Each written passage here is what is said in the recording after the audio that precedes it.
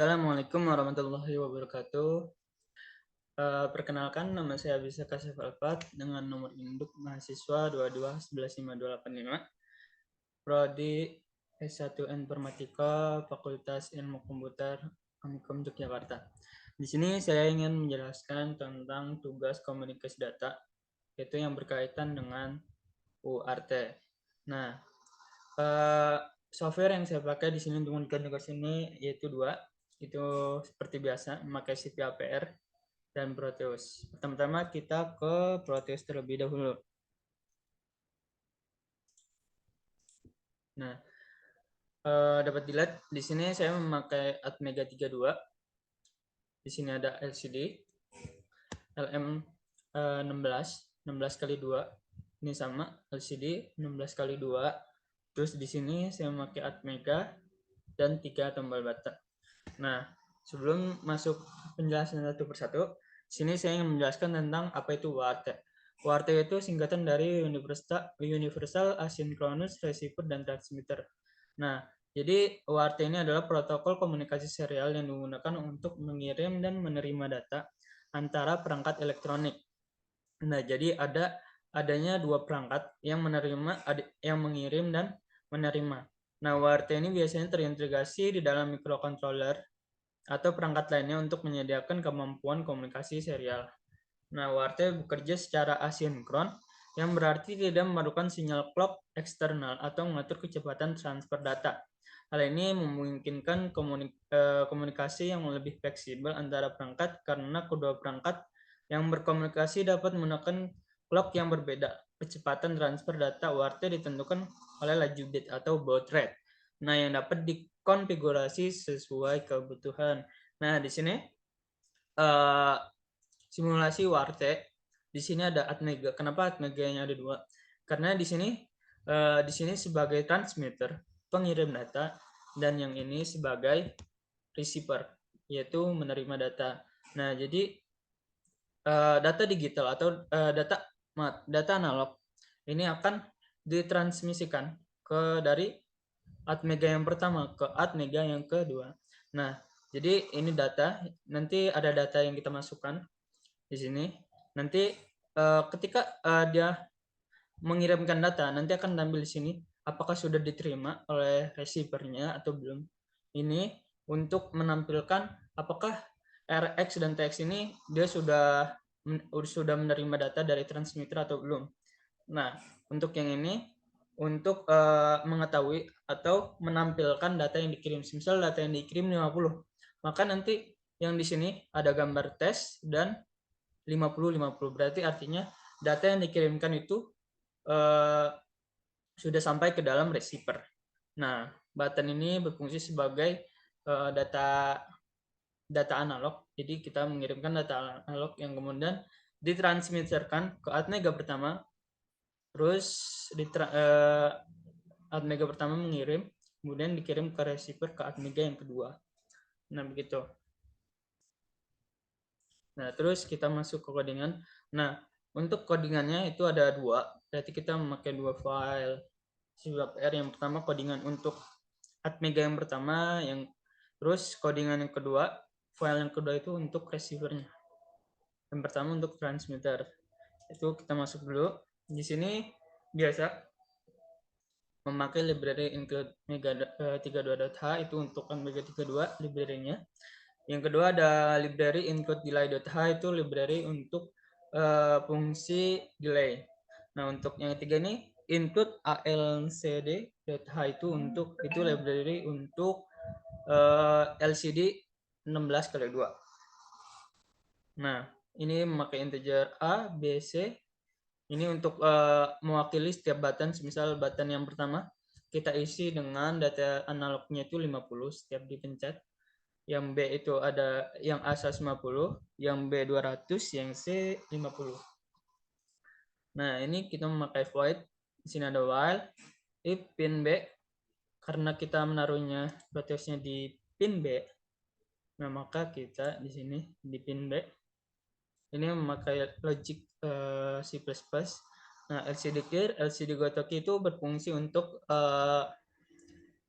memposisikan suatu data di dalam LCD 16x2. Misal 0,0 berarti di atas, untuk 0,1 berarti berada di baris kedua atau di bawah. Nah, LCD go to key. Nah, sprintf ini sprintf AG modulus D, itu berfungsi untuk mengkonversi nilai variabel A. Jadi variabel A ini yang kita udah tentukan ini menjadi representasi string dan menyimpannya di dalam area G modulus D.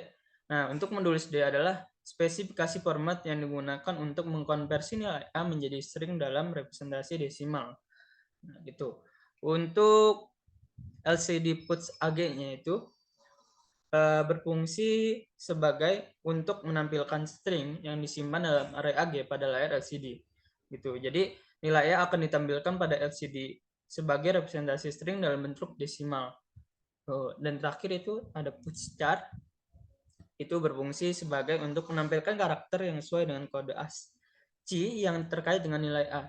Jadi jika memiliki nilai yang sesuai dengan kode ASCII dari suatu karakter, maka karakter tersebut akan ditampilkan dengan output. Nah, ini untuk pin 0, berarti ini untuk button yang pertama. Button yang pertama itu di 0. Di sini kalau kita lihat PB 0. Terus ini untuk yang kedua, button yang kedua. Ini button pertama, kedua, ketiga. Dan terakhir kita hanya tinggal manggil fungsi void yang tadi di atas tadi yang kita sudah buat gitu. Ini untuk yang transmitternya. Nah, untuk yang receivernya, yang Atmega keduanya ini ada ini. Bisa dilihat ini banyak sekali library, ada library mega.32.h, delay.h, standard library.h, studio.h, terus ini ada encode lcd.h, ini untuk LCD-nya juga. Terus masih ada define. Di sini kita buat codingan untuk menerima receiver-nya. Bisa dilihat.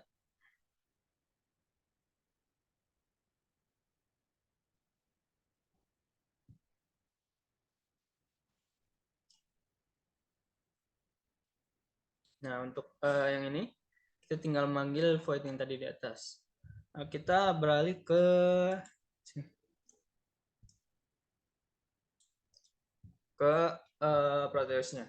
Nah, kalau kita pencet di sini kita lihat di sini untuk clock frequency itu sekitar 12 juta. Yang ini karena UART, jadi tidak ada kecepatan clocknya. Nah, jadi ini kita jadi 00 aja ext.clock. Kita oke, di sini pun sama 12 juta. Terus ini karena kecepatan datanya tidak menentu, ini kita 00-in aja. Oke. Terus kita jalankan. Nah, di sini akan terlihat bahwasannya untuk receiver-nya itu belum menerima data apapun, berarti 0 dan 0. Nah, untuk kita mengirim data, kita pencet semuanya dulu buttonnya.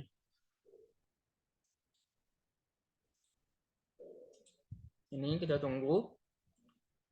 Ini untuk memastikan bahwasannya receiver ini sudah siap untuk menerima data dari transmitter. Kemudian kita angkat satu persatu. Akan muncul 150 seperti yang codingan pertama kita tadi di sini.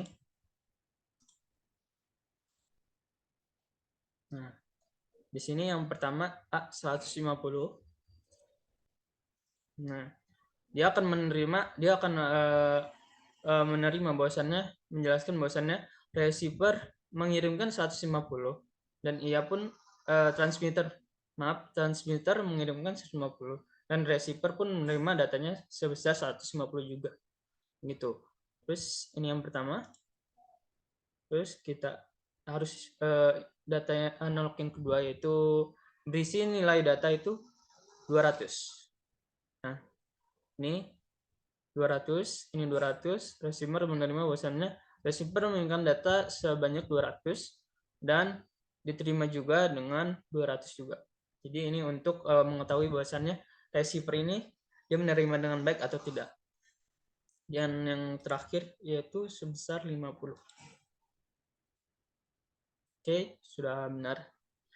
Oke, sekian dari saya. Mohon maaf apabila ada salah perkataan atau perbuatan. Assalamualaikum warahmatullahi wabarakatuh.